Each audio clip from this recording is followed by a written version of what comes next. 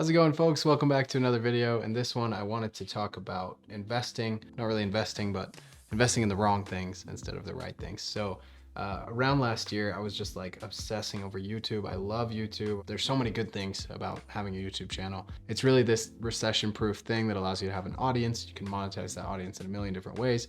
And not only do you have that audience, but they know who you are, because if you have a big audience on TikTok or Instagram, they might know you a little bit, but YouTube, they choose to sit down with you for 10 to 15 minutes at a time. And so I was thinking about how awesome YouTube is, the fact that they pay you, and like they have one of the best monetization like partner programs of any platform out there. And at that point, I had TikTok downloaded, which just, not a fan. I love TikTok, I just love it too much. Anyway, I had TikTok downloaded and I kept seeing this guy named YouTube Wiz, and his TikToks would come up and they would say, I have like 15 different channels, and they're like random things. Like I have a rainbow channel, and the rainbow channel is just like videos of rainbows with music, I guess. I have a rain channel for people when they're studying, they like listen to rain falling so that they can focus, or when they're falling asleep or something like that. Then I like saw that you're supposed to reach out to him through Instagram if you were interested in him helping you or coaching you through the process. So I ended up reaching to the guy over Instagram. I was like, hey, this is really interesting to me. Like, what do you think? He's like, yeah, we could get on a call.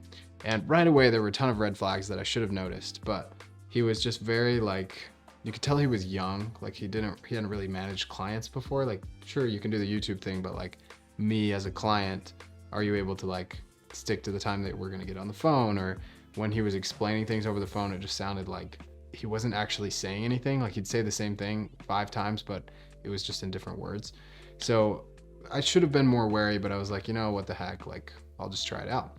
So he had like 3 tiers. One was just the course that he sells. One was like a done with you thing where they set it up, but then you have to keep doing it. And then the last one was like a done for you, where you pay them, they set up the channel, they do all of the back end work to make sure that you have a successful channel. And granted, there was no guarantee. Like the agreement we signed said, there's no guarantee that this will work or whatever, but obviously if I'm buying something, I want it to work, right? And as a business person, you should probably be selling something that works, because there's no way for you to last long term. So anyway, I signed up in May for this, and by the end of the month, I had gotten like nothing back from him. Nothing was set up. He said it was going to be 3 weeks, but it didn't end up really being 3 weeks. So I followed up with him. It's like, hey, we're getting this set up. And it kind of felt like I just had to push him to make things happen. So finally we get it set up and the YouTube videos are starting. And part of paying $6,500 for this YouTube channel is that you're buying an already monetized channel, actually. So you don't have to wait for the money to start rolling in. You're going to start getting paid immediately. I was like, great, sounds good. Finally, like 5 or 6 weeks after I initially paid him, I did the payment in 2 installments. We launched and I'm like, this is sweet. And we made like 2 cents on the first video. And then the second video, we made like 0.002 cents. And then the third video, we didn't make anything, or we made like 0.003, something like that. And then from there, we just stopped making money from the videos. And then I was scrolling through all of the different things in YouTube Studio, and I actually stumbled upon something that was very concerning a few months later, which is in the monetization tab here on the channel. You can see that I'm not actually monetized anymore, because I have reused content on my YouTube channel, which of course is, it is mine, but I wasn't the person posting the content. So he bought this channel, I don't know how much for, and then he started setting things up. It was supposed to be a year-long contract of doing all this. So let's scroll back and see what's going on.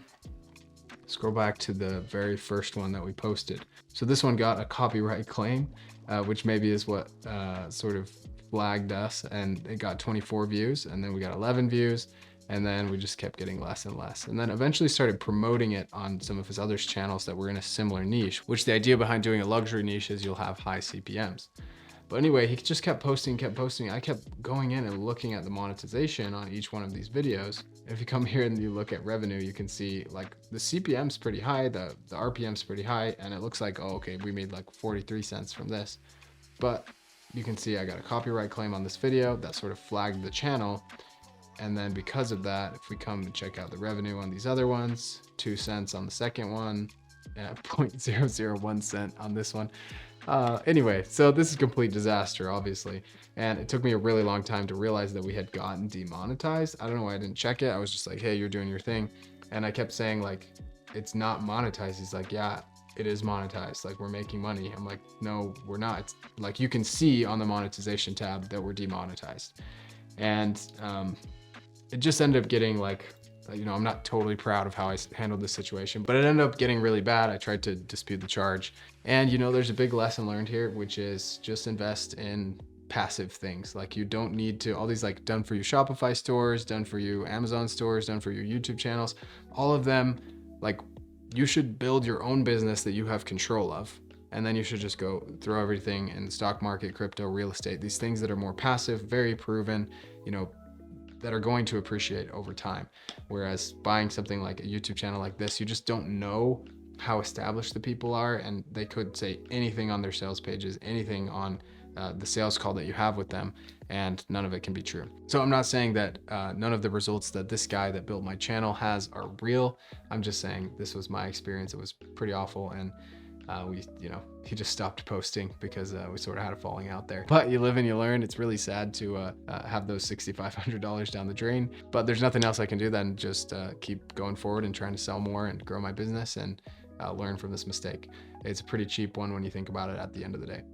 Thanks so much for tuning into this video, guys, and I hope you have a great rest of your day. Take care.